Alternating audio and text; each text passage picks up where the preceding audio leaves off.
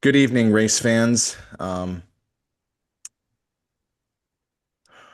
don't know how to start this show. I really don't. This is Tonight is Thursday, May 21st, 2026. I'm Sterling Price, joined by Hallie Stepp and Justin Palmer. We are recording an unplanned episode tonight because of just an unfathomably tragic, tragic news story that broke out of North Carolina revolving around the NASCAR world.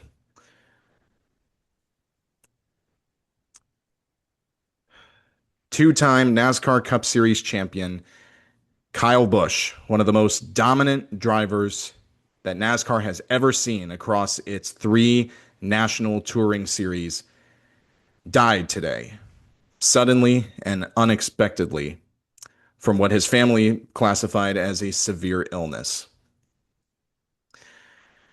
What I have in front of me is a joint statement from NASCAR, Richard Childress Racing, and the Busch family.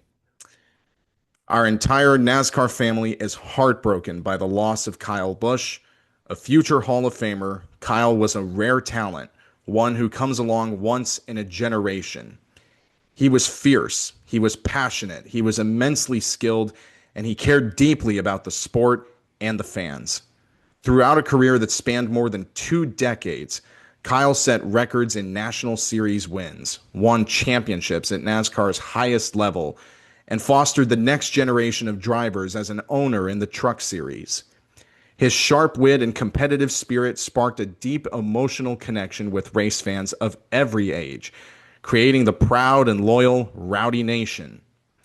Our thoughts are with Samantha, Brexton, and Lennox, Kyle and Samantha's parents, Kurt and all of Kyle's family, Richard and Judy Childress, everyone at Richard Childress Racing, his teammates, friends, and fans.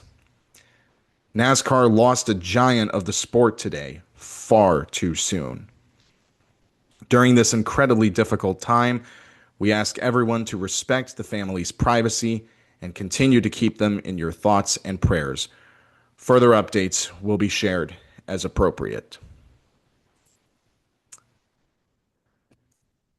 Now, we learned of of Kyle's passing around 2.5 hours ago. Um, just shocking. There's no other, there's no other words for this. I mean, we had heard earlier in the day, RCR had announced that Kyle was in the hospital with a severe illness and that he was not going to be participating in this weekend's races. He was set to drive in the truck race tomorrow night, while also driving in the Cup race for the Coke 600 on Sunday night. Corey Day will be taking over the number 7 truck for the Spire Motorsports team this weekend, while Austin Hill will step into the 8 car for RCR this weekend. But to now, it went from severe illness in the hospital to now he's gone. It's just unfathomable, all of this. And it definitely, I mean, I don't have the words for it. I'm still trying to come to grips with it. Um, I just I don't know what else to say. Justin, Hal, what are your? I know all of us are just still trying to wrap our heads around this. I don't think any of us have quite processed it yet. I think not in our worst nightmares when we had read that article to start the day and had RCR's statement that this was where we would end the day. And that's the heartbreaking part is how sudden we've lost Kyle Busch. Um, I can safely say that heartbreaking is the understatement because when you start to think more and more, everybody listed in that joint statement, you feel the heartbreak again and again because we all, first of all the fans of Kyle Busch we all hoped we were going to get to see him one more time in victory lane. We did get to see him in victory lane at Dover in the Truck Series, and I am glad that we got that as fans of the sport. Um, but gone far too soon is that is poignant. Way too soon, 41 years old. Um, as a NASCAR fan, as NASCAR fans, we are unfortunately accustomed to losing titans of the sport too soon. It's been an unfortunate reality. And as a wrestling fan myself, this is giving me echoes. I've We lost some great wrestlers over the years in similar fashion where they were go off screen, but you thought they were going to come back. And then you got the report that broke your heart. And that's what we got today with Kyle Busch. Um, I'm not sure when we're going to really fully process this. This isn't just, it's not even just a great driver. This was the greatest of a generation. He set records that are never going to be reached. There is absolutely no chance they will be. And he was such an amazing showman. There was no one you enjoyed watching, whether you liked him when he was outdoor or you liked to boo him when he was out there. There was no one like Kyle Busch. He was the last of a very rare breed for this sport, and he is going to be missed greatly. The outpouring from the racing community across all the series shows how much he was appreciated, and I'm still not sure if I am gonna be able to process this for quite some time. I don't think the fan base is going to be able to process it for quite some time. I really don't think it's going to hit until we get to Sunday, and we see a starting grid without Kyle Busch. And yeah, I mean, this came completely out of nowhere, even and with, some of the comments made at Watkins Glen that people have pointed to.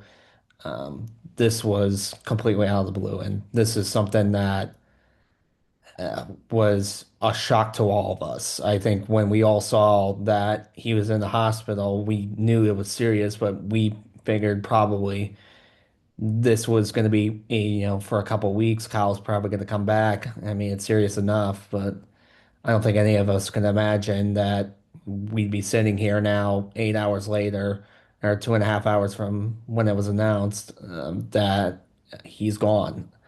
And I think a giant of the sport is an underestimate.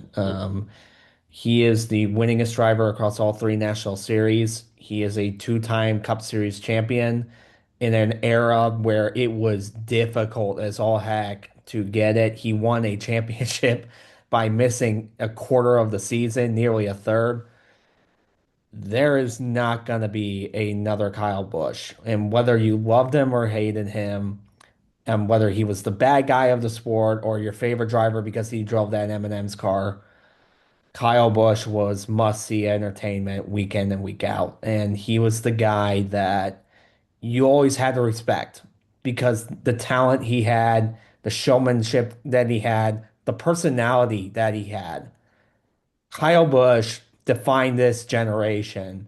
And for every Dale Earnhardt, you had a Kyle Busch. For or as great as Jimmy Johnson was, Kyle Busch was the man you just loved to hate just because he played that role perfectly. And it's a really puts things into perspective because I think Kyle Busch's name was mentioned on this show a lot this year. And whether it was for good things or bad things, we talked about him constantly. And even in this, where he wasn't running well, he was always the story. He was always a guy to watch out for, or he was always going to be the one that you looked at and in the back of the pack or at the front of the pack, and you were going to pay attention to whether it was the 5, the 18, or the 8. That was Kyle Busch. He was a pioneer. He was a driver that had an immensely great eye for talent. He's brought up so many guys through the truck series, through his own program. there is not going to be another Kyle Busch. And I think it's very fair to say that the wins speak for themselves. 234 career wins across all three national series. The only driver to hit 100 wins in the O'Reilly Auto Parts series is or 60 plus wins in the Cup, and 69 in the Truck series, including the final race that counted for points. He won and in his final regular season race. And that is Kyle Busch etched in a nutshell. He was a winner from the beginning, so much so that NASCAR had to basically outright say, no, you cannot run these races at such a young age. It was the Kyle Busch rule for a reason. He was a man who defined the rule book in so many ways. And I think when we talk about, bushwhacking, we don't think about the Book Grand National Series. We mean Kyle Busch and him just being able to go down there and just absolutely wreck the field in doing so. And he's obviously going to be missed by everybody in the garage. Yeah, to say that, you know, Kyle Busch was, I mean, you guys hit on the points. He was one of a kind in this sport. Jeff Gluck on The Athletic wrote about Kyle that he was one of the biggest raw, pure, just straight up purely talented drivers that NASCAR has ever had. Didn't matter what vehicle he stepped in, whether it was a truck, O'Reilly car, or a Cup car, he was going to find ways to win in it. And he did stuff on the track that just, it was the kind of thing that would make you think it was impossible for him to do. Um, Shoot, I remember, um, I think one of the finest displays of driving he ever had was the 2012 shootout at Daytona, where he was racing. I mean, he was in the pack. He got turned down to the apron, and that car was like undulating up and down between the banking and the apron. The sparks were flying, and he saved that thing multiple times. He saved it. And then late in the race, he gets turned again, saves it again while the rest of the field is crashing up above him. And he goes on and wins the damn race in a photo finish, beating Tony Stewart to the line.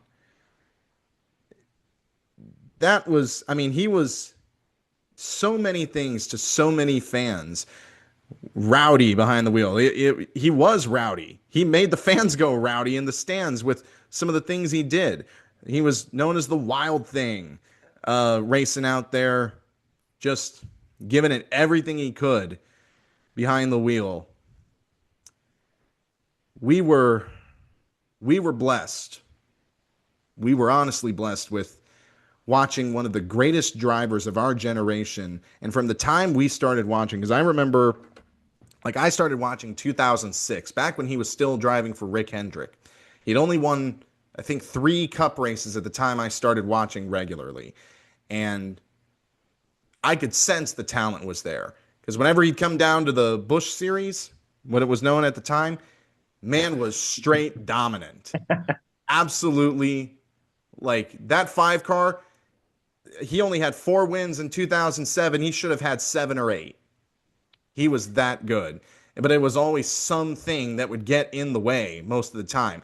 Like Daytona season opener, had a fuel pressure problem. Las Vegas lost the race on the last corner to Jeff Burton, and Kyle was so determined to win that he crashed his car across the line. Atlanta, loose lug nut. There was, like, I remember those things, and Kyle was so close so many times. He didn't get his first win of the year until Daytona that July, when he finally broke through. And I was happy for him, and I rooted for Kyle. Kyle was my favorite driver as a kid. And I remember going to races wearing all the M&M's merch, the Kyle Busch jacket, and thinking I was all cool and stuff. And some fans they wouldn't say anything because I was like, 8, 9-year-old kid at the time, and my mother was next to me as well, or my dad, either one. But they would, I'm sure some fans would be like, what is that boy wearing all the Kyle Busch gear for? Like, why? Something went wrong along the line. No, nothing went wrong. I just genuinely appreciated the raw talent I saw in front of me. I saw greatness in Kyle Busch, and he was greatness. He is. He is greatness.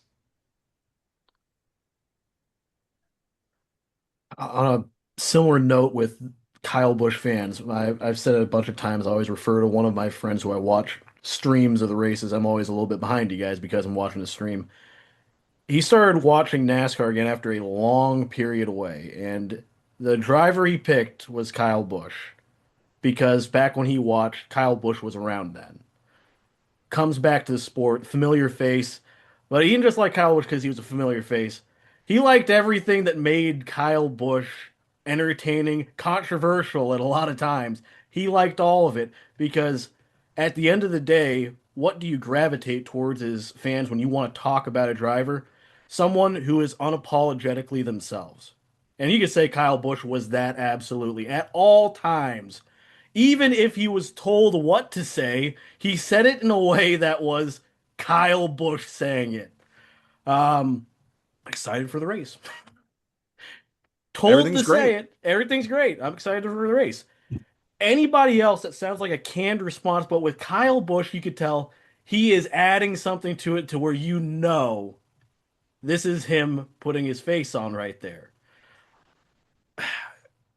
We stream these races all the time. He's always rooting for Kyle Busch, and we want to go to Texas. I went with that friend to Texas this year, and I am so glad we woke up early that morning and went down to the Motor Speedway because my buddy finally got to meet the guy who brought him back into the sport. And that put a smile on my face. And I sent him the video because all of our friends have like scatterbrains, including me, but my scatterbrain said, pull the phone out and make sure we get this on video because he's meeting his favorite driver of all time. And I'm glad that we did get that opportunity. He's the one thing I did not like having to share that with him today. That kind of broke my heart a little bit because it is his favorite driver. But he got that opportunity, and I'm glad that he did to see his favorite driver. I'm glad for all the Kyle Busch fans who have gotten to see their favorite driver because I feel for the ones who didn't. I really do. Yeah, my brother was a Kyle Busch fan and kind of by default. And haven't had a chance to talk to him yet, so that's going to be a rougher conversation, and for sure. But just the way that Kyle Busch was, he just had such a way with, his personality and the way that he spoke to the media, the everything's great comments and everything that was said on the radio. I still remember Texas is met and the fact that I have to say which one and is kind of indicative of just how complex of a character Kyle Busch really was. There were moments where you absolutely loved him and you absolutely wanted to see him go out there and just wreck shop with the rest of the field. I still remember that championship run in 2015 where he had a broken leg, came back and won the title. Just to do that and then to go back again in 2019 and get it done for the second time. I mean, there are very few drivers who deserve that at honor of being called a multi-time champion. Kyle Busch probably should have had at 3 or 4, if we're being honest. Just the amount of talent that he had from beginning to end. I was with you, Sterling, as a kid. I grew up watching Kyle Busch. He was, one of the few drivers that, you kind of looked at and went, this kid is going to be a problem. I like this kid. And whether that was in the 5, whether that was in the 18, I think one of the first die-cast cars that I had that's probably torn to bits was a Kyle Busch Kellogg's number 5. Um, just back in the day when he was running for Hendrick and the amount of things that really could define his career. Or Sterling, you showed the 10 and best moments from NBC. That doesn't even scratch the surface of No. Kyle Busch's career, or whether that was it's the slide job, whether it was Ron Hornaday, whether it was the fight with Kevin Harvick, like whether it was is the saves in 2012 at the Budweiser shootout. Oh, there was a Sprint Unlimited. There were just so many things that made you either or drop your jaw or shake your head. And he was one of the very few drivers out there who was always willing to put his personality on the line, even if it meant the ire of the fan base. That was Kyle Busch. He was the heel. He was the bad guy. Whether you loved it or hated him for it, he was that villain that quite essentially made the 2010s tolerable. No, to be honest, he was the guy who you looked at and you either wanted him to win or you absolutely despised seeing that M&M's paint scheme in Victory Lane. This interview that you've got up right now is one of my favorites from Kyle It Busch. is. Yeah. It's the most heel thing he ever did was getting out of the car at Chicagoland, looking at the camera and doing the crybaby thing. It was exactly that interview is legendary, and he had so many legendary interviews. Absolutely horrendous, and we just never gave up. We just always kept working on it, kept making the most of it, and got to where we needed it right there at the end, and was able to lead all those laps. And if it wasn't for lap traffic, it wouldn't even have been a race. I don't know what y'all are whining about, but if you don't like that kind of racing, don't even watch.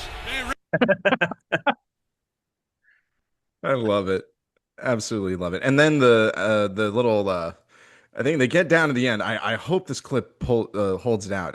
Oh man, I don't think they did. But I remember right at the very end of that clip when the camera's panning away, Kyle Busch mugs to the camera and does the little crybaby face, just rubbing it into all the fans that didn't want to see him win. I mean, that's the thing. We have lost one of the greatest villains in motorsports, and I would argue even sporting history. Because when fans went to the track, they either, and again, I'm just echoing sentiments that we've already said, but when fans went to the track and they saw Kyle Busch in the race, they either loved him and wanted him to win, or they loved to absolutely hate him. And they wanted him to just, I mean, they didn't want him to win. They wanted someone else to take it to him. We saw it in multiple instances. We saw it I remember the Daytona July race of 2009 when Kyle was ahead, Tony Stewart was behind him. Kyle blocks once, gets a little sideways, and then Tony moves to the outside again. Kyle blocks again and ended up putting himself in the wall. In fact, I'm going to try and pull up that clip because that was, I don't think I've seen such a united, well, maybe united's not the right word, but still, when, I can think of when, one other, but that doesn't yeah, involve Kyle. like when What in the, the like when the championship, though? finish, like when the finish happened here, um, this was 2009 Daytona, July 4th, 4th of July. I remember I was in Minnesota that night for a vacation, and I don't think I was watching because I wasn't near a TV, and technology nowadays is very different from what it was 17 years ago. But like he's racing Tony Stewart. They come off the corner. Tony's right there, gets him a little sideways. Kyle comes back, turns himself, puts himself in the wall. Look at the crowd. Look at the crowd. They are cheering Kyle Busch getting wrecked. And then they, like, I mean, yes, this was a violent crash. And I mean, I should condemn the fans' reaction for this from a safety perspective. But from an entertainment standpoint, I won't deny it. And I say this as a Kyle Busch fan. I understand the reaction. I understand that the people got what they wanted. And Kyle was okay from that crash, by the way, we should mention. Yeah, everybody was. But the people got what they wanted. And Kyle, in a sense, gave the fans what they wanted, even in crashing. He took the Las Vegas showman mentality to motorsports. he brought it, and if you want your proof of just how effective it was for Kyle Busch to be a heel, what was the most like effective way you could get cheered during driver introductions? Brad Keselowski, take it away. I mean, all you had to do was say something about Kyle Busch and not liking him, and everybody cheers. Everyone in the crowd is going nuts because it, Kyle Busch had that way that he didn't care if he liked if you liked him. That's for sure. He did. He didn't care if you hated him. All he knew was I'm always getting a reaction out here. I'm always the guy people are talking about. I think we got our driver Yeah. introduction here. It's right here. I'm gonna play it out. Oh, y'all are so loving. Thank you. Kyle Busch, driver of the number 18 double mint Camry. Rick, ready to win it again.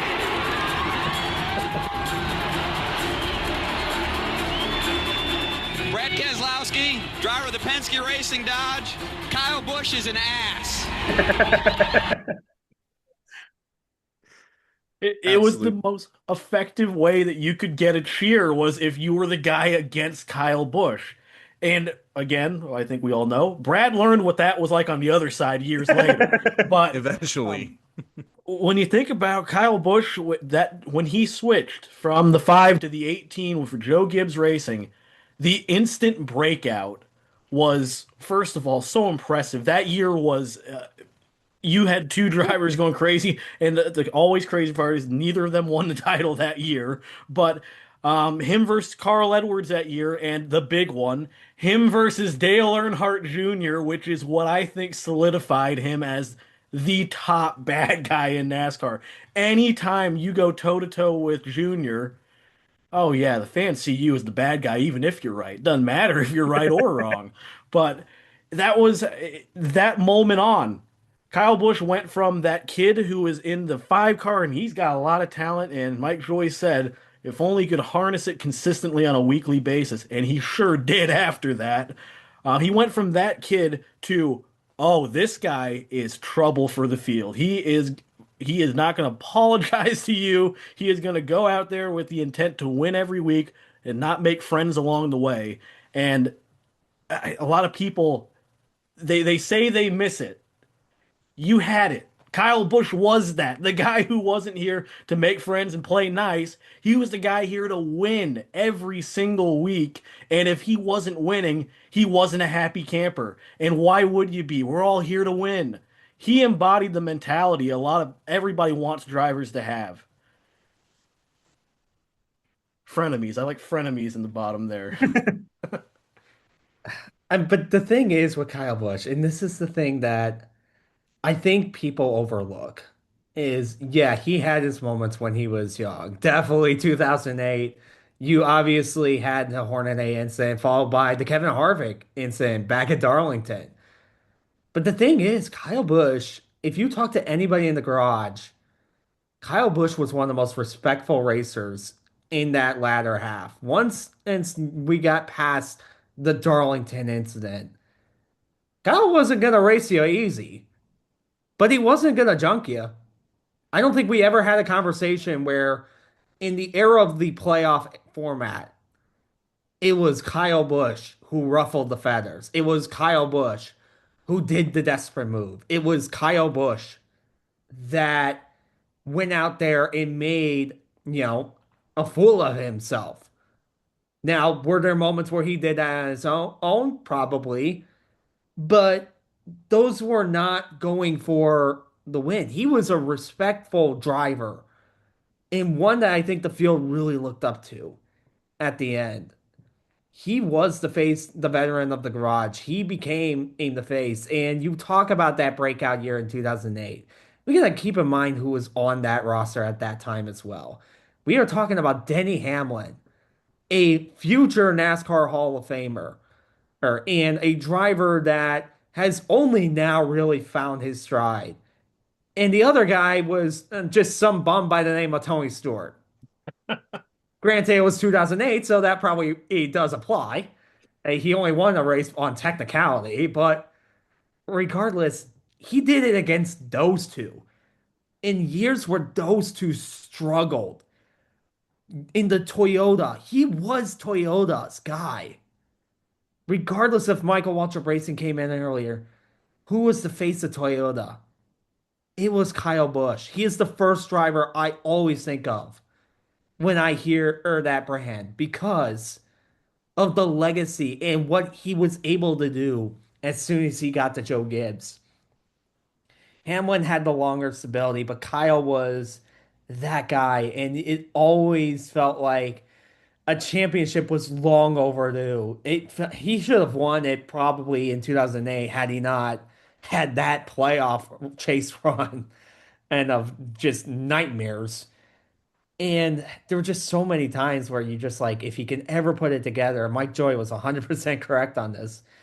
And then he did.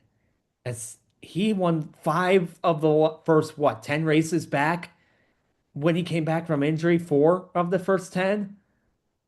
I'd have to look back at it again, but it He was. I know that he came back around, what was it, the Coke It 600, was I the want to say. 600. Yes.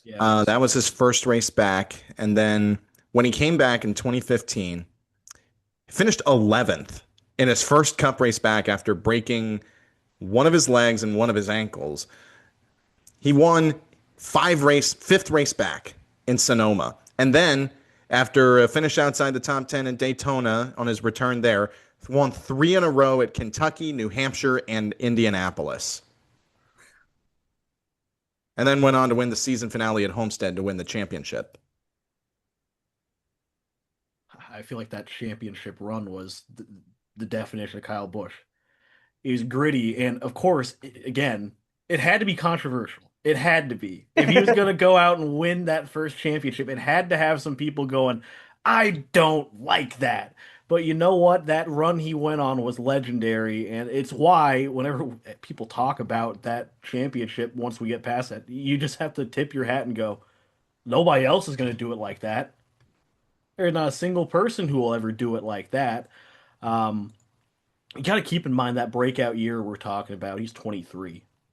We Yeah. talk about these days, you expect a guy to get his first win at 23.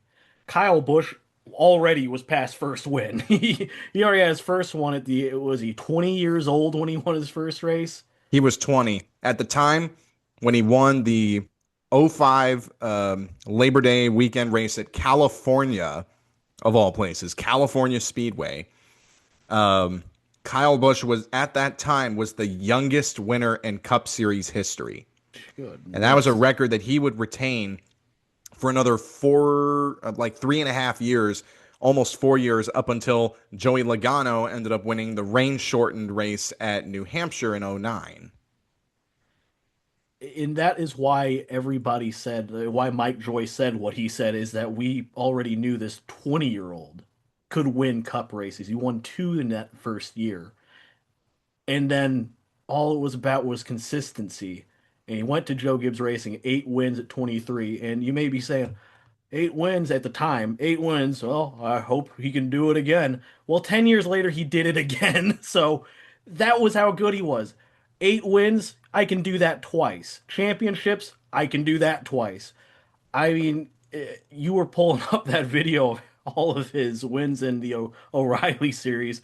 You could be forgiven at a point if you thought people called it the Busch series because it was named after him. Yeah. That was how good he was in the Busch Xfinity Nationwide. Whatever you wanted to call it, he won in it, and he won a lot. I mean, uh, to call it unfair when he went down, it felt that way because it was just kind of like, all right, the final boss has arrived, and you become somebody when you beat him. Look back at Chase Briscoe's battle with Kyle Busch. That Yeah. was the moment you went from Chase Briscoe's a pretty good prospect who's having a very strong year to this guy's gonna be somebody because he just beat the best there is. And you could look at a lot of guys. If you run through the Cup roster right now, a large amount of guys owe a portion of their career and their progression to Kyle Busch Motorsports. Yes, 100%. Just looking at, I'm going to pull up I mean, just going through the list of drivers that they've had over their time. Um, some of the notables here: Christopher Bell, came up through the Truck Series driving for Kyle Busch. Harrison Burton, current O'Reilly driver, drove for Kyle Busch.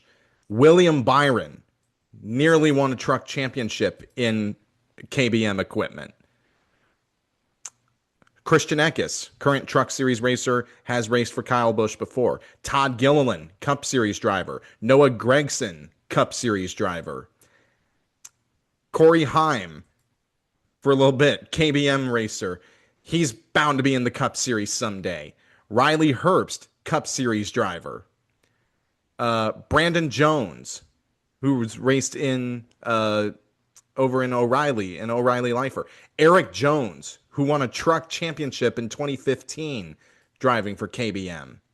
And the list goes on. John Hunter Nemechek, the guy who he was just fighting at Texas, drove for KBM and found a lot of success in the Truck Series driving for Kyle Busch. Chandler Smith is another one. Daniel Suarez had some success there. Bubba Wallace raced for Yes. Kyle Busch Motorsports as well. The list is illustrious. And I mean, we mentioned it. He had an eye for talent, and certainly that shows in some of the reactions from racers across the motorsport community with, Kyle was a mentor to them. And if they didn't drive for Kyle, they wanted to be like Kyle on the racetrack. No holds barred, just going for it. He was the gold standard for everybody who's come through the ranks in the last 5, 10 years. If you are a Cup Series driver, you have either had to go through Kyle Busch at one point or another, or you drove for him. That was how you got into the Cup Series. That was is Kyle Busch in a nutshell. Kyle Busch was Darth Vader when it came to the O'Reilly and the Truck Series. Your objective wasn't to beat him. Your objective was to survive most weeks. And that was Kyle Busch through and through. The amount of talent that's now in the Cup Series because of Kyle Busch is incalculable. We talk about Kevin Harvick and the impact that he had in bringing up talent. Or you bring up guys like Brad Keselowski and that. Kyle Busch very much deserves to have his name mentioned among that. Just a tremendous as mark for talent, and he was always willing to try new things, whether it was unfortunately a never attempted Indy 500, whether it was competing at the Chili Bowl or Tulsa Dirt Nationals. Kyle Busch was a wheelman through and through. He was always willing in to go the extra mile, and really the only thing that ever held him back was team commitments. Beyond those, Kyle was wanting to get in pretty much everything he could have gotten his hands on, and you see the respect and outpouring from even in across the seas with Formula One and IMSA and IndyCar. I mean, right now, the pylon at Indianapolis, the night before Carb Day, has his face on it. I would say the only other thing that could hold him back was the rule book that he changed. Yep. Because, as we said, 234 wins overall in the top three series. And if we're being honest, it should be a lot higher if he was able to run the amount of races that he ran early in his career at those lower levels. Uh, I'll be honest, we might have been pushing 300 by this time. He was, Doubt. like we said, the boogeyman when he would come down to those series. And all the drivers, you could try to challenge him. Sometimes, if you were good enough, you could beat him. You had to be good enough, though, and I there aren't guys, there aren't many guys who are as good as Kyle Busch. There's a handful in NASCAR history that could ever compare to him. Um,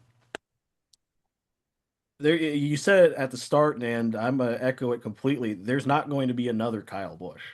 Um, we always talked about when it comes to some of the drivers, sometimes it's a criticism of the drivers, is that they always try to be the next Dale Earnhardt.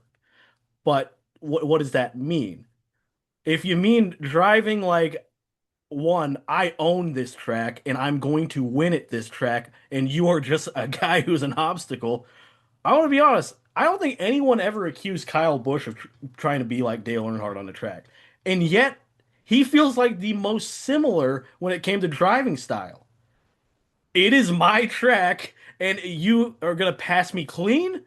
If you bump me, you're going in the fence, dude. You are not going to pass me that way. And I think that is no one ever compared it as Kyle ever trying to be that way.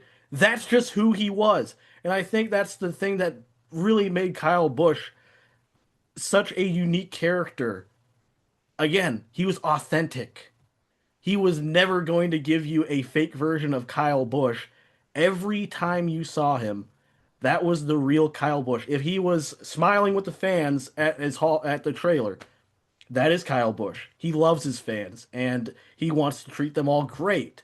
And if you are getting him marching down pit road towards your pit crew, that's Kyle Busch and he's mad at you. And you better get all your pit crew in the way. And Joey Logano was very smart for that because that wouldn't have been fun. But all the time, it was authentic Kyle Busch, and you wouldn't have wanted him any other way. Anybody who ever wanted Kyle Busch to not talk so much, you missed the whole point of watching NASCAR because all we want are guys who talk the way Kyle Busch did. Yeah. I remember there was like I remember a few years ago when he ran up on a lap car at Las Vegas and he ran into the back of that lap car. It damaged the car, like it punched a hole in the front somewhere that his car just sank through the field like a stone. And when he was asked about it, I guess there were a few questions that he didn't like that were happening in rapid succession. So then he just turned his back to the media pen and he's like, I'm not doing this anymore.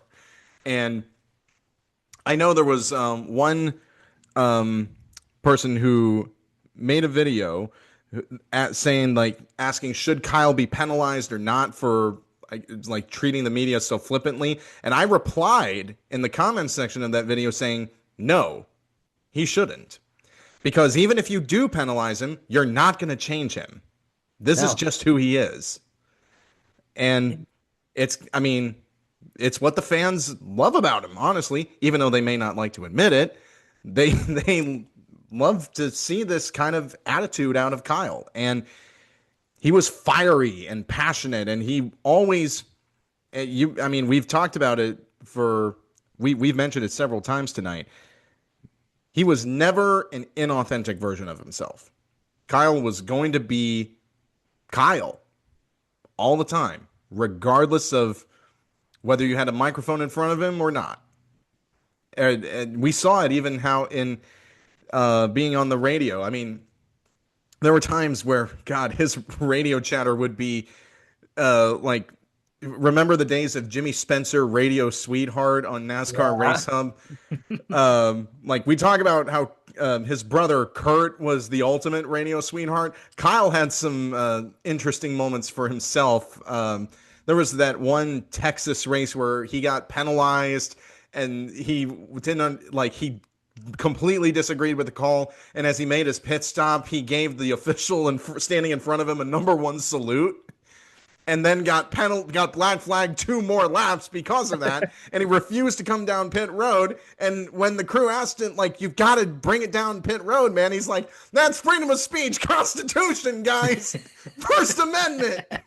And it took Dave Rogers, his crew chief, almost losing it with him over the radio, saying, Kyle, stop, please. We worked too hard for this. There were times where Kyle would, you would love him, you would laugh at him, you would laugh at whatever was going on. There were times where you also hated Kyle, but you can't deny that he was himself 100%. And in an era where a lot of these guys have become corporate and have lacked that personality, you can always have trusted Kyle Busch to give you that soundbite, to give you that quote, to give you that a true authenticness that really the sport desperately needs to have, and you're starting to see a little bit of it come back with this newer crop of drivers, but you're not going to get that out of anybody else except for maybe Hamlin, who's really the last of the drivers that I think we all grew up with. If Hamlin is with Kyle's passing, Hamlin is now the longest active tenured driver in NASCAR. His first full season, 2006. After that, I think you'd have to look at, I think Joey? Joey Logano. Yeah, Joe It was or Michael 2009. McDowell. Michael Yeah, McDowell. McDowell. McDowell, he's Yeah. on 08. Yeah, but that's what we lost today. Is I think I mean, the penultimate and driver that was a part of all of our childhoods as growing up, and the driver that pushed your buttons if you were against him, and if you loved him, you were loving every minute of it. The guy who wasn't afraid to get his hands dirty and actually really willing to confront a driver.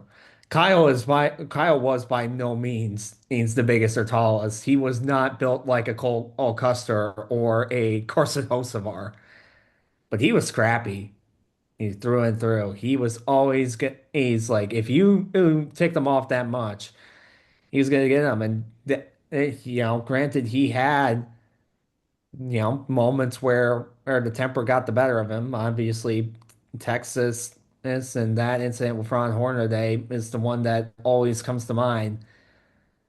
But looking back on it, you kind of love it, because he was one of the few guys out there who was willing to establish the order of the garage and really he pushed the limits of what was allowed and what wasn't allowed. I mean, the fact is we talked about it the other night. Junior Johnson wrote 90% of the original NASCAR rule book.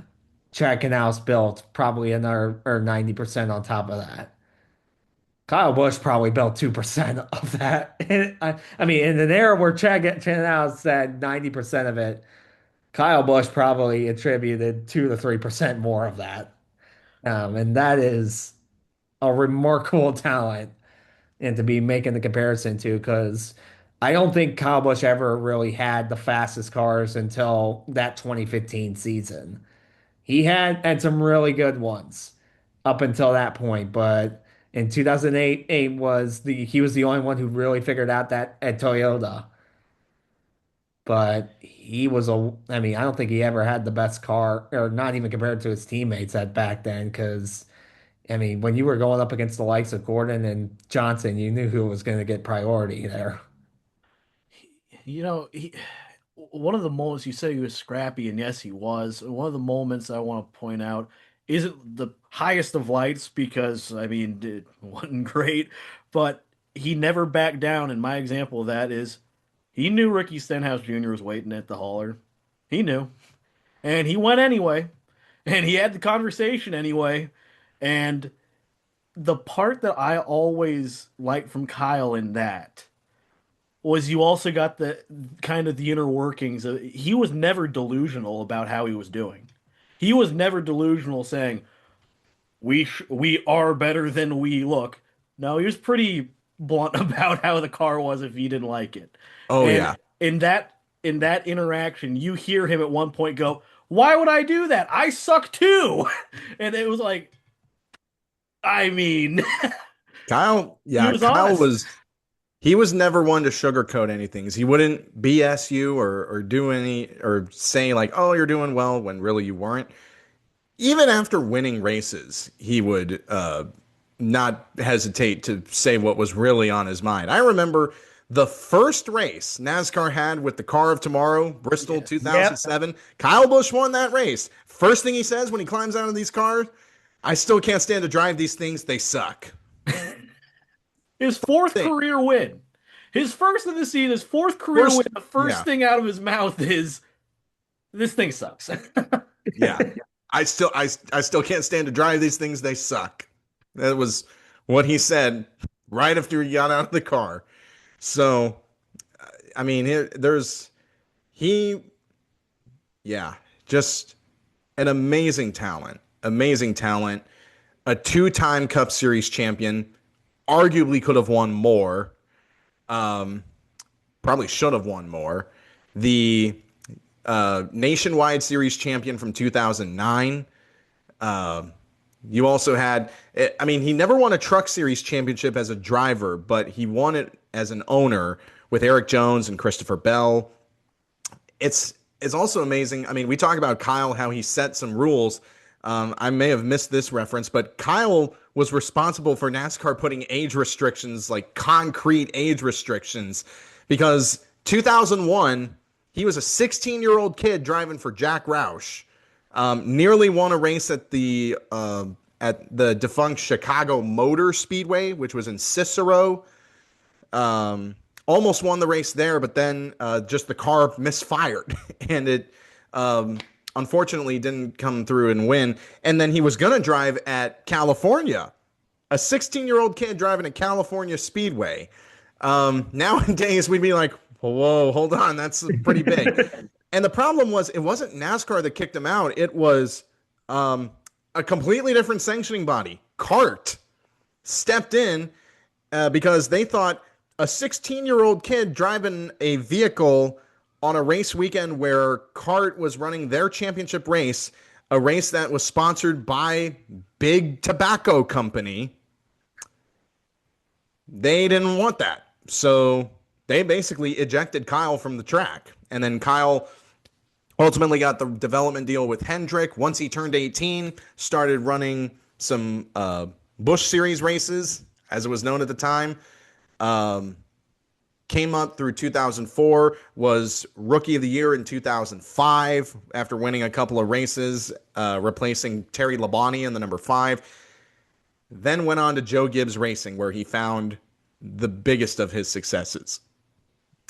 Multiple time Brickyard 400 winner, won the Coke 600 as well. Won the Southern 500 in 2008, even though it wasn't known as the Southern 500 then. But won at Darlington, won just about everywhere you can imagine. Man, just set records all across the National Touring Series. He wanted to go fast.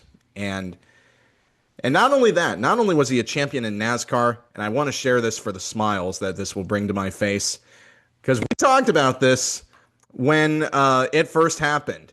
Kyle Busch is a WWE champion. Never forget. Never forget when Michael Waltrip posed as the referee, and then Kyle Busch comes out of nowhere, pins R-Truth for a long enough time, takes the WWE belt, and is the champion. Never forget. I can never forget Mikey's haircut that day. That was, I love when the two worlds collided. That wasn't the first time Kyle Busch had been on WWE programming either. He was a guest host of Monday Night Raw in 2009, and almost 10 years later wins the 24/7 championship. I mean, there was a reason he was in that spot, though. There was a reason for that. And it was because if you wanted a guy who was representing NASCAR and you wanted NASCAR to look as fun as possible, you sent Kyle Busch. That's your guy. That's your representative, and he was a great representative for the sport. Again, even with all of the moments that we talk about as controversial, you want the sport to be a little controversial. You don't want clean cut, all things going great. Everybody's just going to smile and wave. No, you don't want any. I don't want any of that personally. I want everybody to be a little more gruff, the way Kyle Busch was. Be honest and don't be afraid to be too honest either. He was a great representative for the sport, and yeah, it goes down as a WWE 24/7 champion. I forget about that for so long. Oh man. I'm shocked that you of all people would forget that. Forgive me for this. I forget the 24/7 championship existed sometimes. That's fair. But I mean, you mentioned 2009 in Busch Series Nationwide Series champion. Just a friendly reminder, that was the only year where he ran all the races. Exactly. And the thing is, he won the title by just starting the last race. Yeah. I want you to stare at one year in particular here. Uh, 2014 in the O'Reilly series. Yeah. Oh Oh my yeah. God. In fact, I'm gonna let me go to that. I mean, how many of them do you really want? You could point to 2009 or 2008 when he won and 10 races and finished sixth despite missing 5 races that year. This You, one's like, I feel like 2014 is the scariest because 10 races and your average finish is 10.7. Ah, all right. Yeah, 13 races, your average finish is 5. How Like about you win? your worst finish of the year was 17th at Daytona. That was the only time you finished outside the top 5 all season when His you were in average that car. his average finish was 2.8 over 26 races he ran. Oh God. I mean, only 7 wins though, so that's the real stat that counts. Oh yeah, and That and your Kyle would guess. never let you forget it either. Because I That's true. remember, what was it, 2009 or something, when he was, I think it was Iowa, I want to say, where he had one, two, three, four, five, six, seven, eight. Yeah, this My was his God. ninth consecutive top two finish. And Mike Massaro from ESPN even told him about that, like your ninth consecutive top two finish. And he's like, I know it's not the win, but how does it feel to accomplish that statistic? And Kyle looks him straight in the eye and goes, just imagine if all those seconds were wins. I I very much remember him being angry at a driver at one point because, in his words, you could have just went on the top and I could have gone on the bottom. We could have battled for the win, but you let Brad Keselowski pass us both. He hated losing. I think that is what, again, as a competitor, what defined him. And I'm not going to say that all the other drivers today don't hate losing. I think they all do. But Yeah. nobody hated losing more than Kyle Busch. He embodied if you ain't first or last, like as an actual mentality. What, I didn't win? Oh, so impressive. I finished second. No one cares I didn't win. That was how he operated. I think that's what made him great. If he wasn't winning, why what if he showed up in the Xfinity series at the time, he's winning. That's the way it's going to be, and if he doesn't, he's mad. That's Yeah. why in 2021 he came down 5 times and won 5 times. Why he came down Truck Series 5 times in 2019 and won 5 times. Nobody, and I mean nobody, has ever done it like Kyle Busch. There's a lot of people they make the joke. Nobody's doing it like this guy today. Nobody has ever done it like Kyle Busch did it, and no one's gonna do it again. Yeah.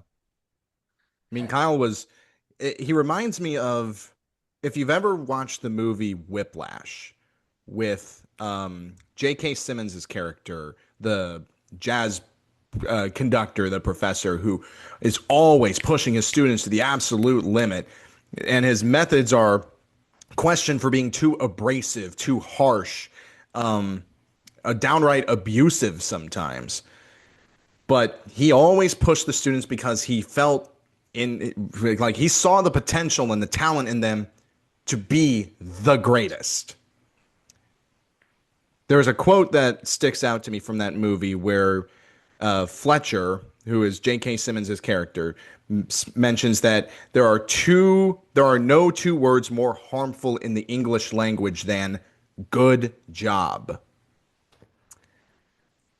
Kyle Busch wanted the best out of not just himself, but of his drivers, of the people he employed. And he oftentimes got the best out of his employees, out of his drivers, and more often than not, out of himself as well. Because he knew that if he had a winning car, anything worse than the best was unacceptable. He's the last of a dying breed.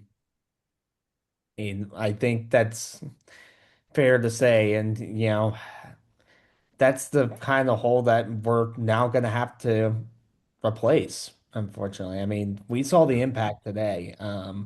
This was the top story on ABC Nightly News. I don't think there's ever been a time even with all the tragedy that's happened this year, I don't think there's ever been a time where he has transcended the world of motorsports, and his impact is going to be felt very much this weekend, especially with, this being the greatest day in racing. It's going to be felt in Canada, it's going to be felt at Indianapolis, and it's certainly going to be felt at the Charlotte Motor Speedway. I'm going to say this respectfully what the prestigious weekend has. This year, I can't call it the greatest day in racing if we don't have the greatest driver out there. This one won't feel right. This Coca-Cola 600 is not going to feel right without him. And um, Brad Keselowski put a tribute out, and I think this is how the guys who drove with him felt. He put it in probably the best way. Tonight, I feel a little like the Coyote with no more Roadrunner to chase. That's what Kyle Busch was for his competitors.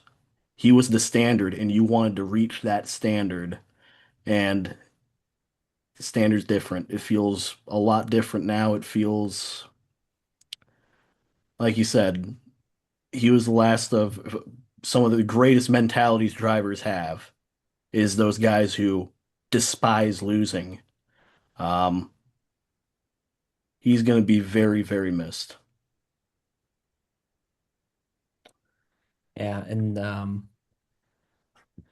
real quick, we might as well, I might as well get this out there because this was reported by the AP, and we do have a little more information Oh, on this. And but according to the AP News, and this is by Steve Reed, Bush was testing in a Chevrolet racing simulator in Concord on Wednesday when he became unresponsive and was transported to the hospital. Several people familiar with the situation told the AP on the condition of anonymity because the details have not been disclosed by Bush's team or family.